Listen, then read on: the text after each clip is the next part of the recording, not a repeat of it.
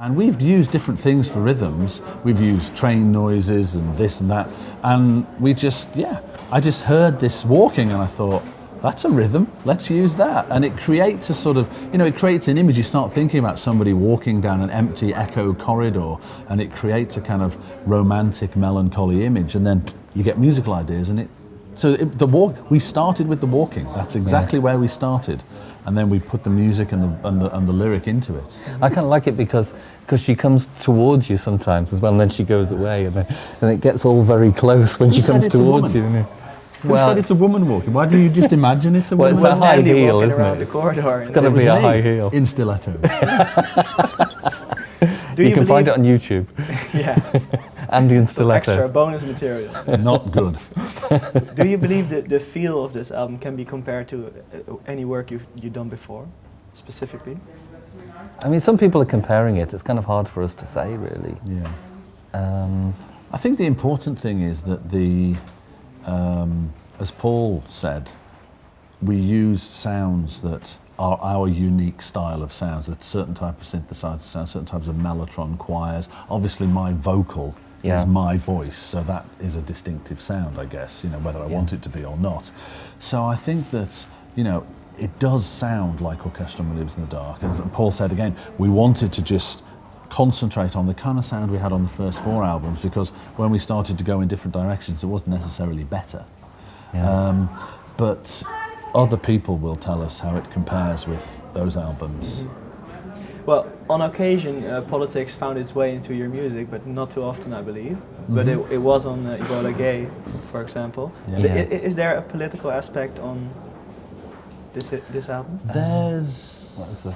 No, I don't Not really. think there's anything on this album that's specifically political in the same way that we've done, for example, Enola Gay or Genetic Engineering, or we did a song called 88 Seconds in Greensboro, which is about the Ku Klux Klan shooting people.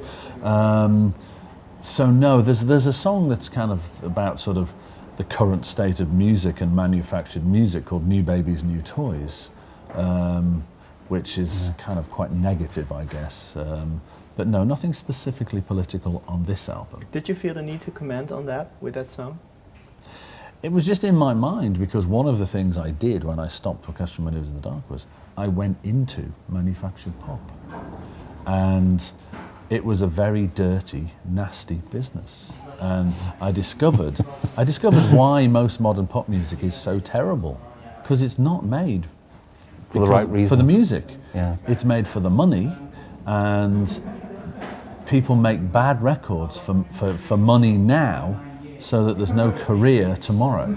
And that's why most manufactured pop groups only last for 1 or 2 records, because everybody goes, well, I like the single, but the album's terrible.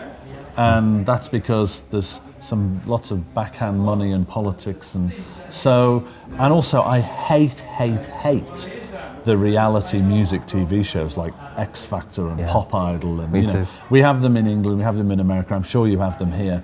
And it's not about music. It's about, for example, in England, it's about Simon Cowell and the TV company making lots of money. And the winner is a winner for about 1 minute, and then they're history. And that's not good. It's really contributing to the dumbing down of our industry, really, Do you, looking back, do you feel any guilt for having participated in that or something? No, but some people have said, how can you write a song like this? Because in the English phrase, it's like the pot calling the kettle black. It's like, you did it. So all I can say was, I did it, and then I got thrown out because I wouldn't play by the rules. But I had a great time. And you know what? I made one great album with a great band who then became terrible, but I wasn't working with them anymore, so I don't care. Which was? You're gonna laugh. You don't know. I think I do, but I want to hear it from you. I wrote Whole Again for Atomic Kitten, and that is a great song. It is a great song. It was your first number 1 single, right? It was my first number 1 in England, yeah. Okay, last question then. It's been 30 years since you debuted since your debut album came out. Yep. Do you ever feel nostalgic about that time? Yeah, it was a great time. Because we're only going to play one concert, So all those experiences that we had in those early days were really fantastic. You know, doing our first big concerts, going on the TV for the first time, doing Top of the Pops in the UK. This show that we grew up with as kids, watching all these musicians on. All of a sudden, we were standing there, you know, with Elton John over there playing his piano, and we're standing there going, "How did we get here?" You know, so all that was incredibly exciting. You know, it's all starting over again. Yeah, Yeah. and it's exciting that we can still do it, and people are still saying nice things about what we do. In fact, they're saying nicer things about this album than they did about what are now the cool albums from 30 years ago. But I think that's the most important thing Paul said, the first time. You know, the first time when you do something exciting and wonderful, because you can only do the first time once. Yeah. And when it's good, it's amazing. Thanks a lot, guys. Okay. Thank you.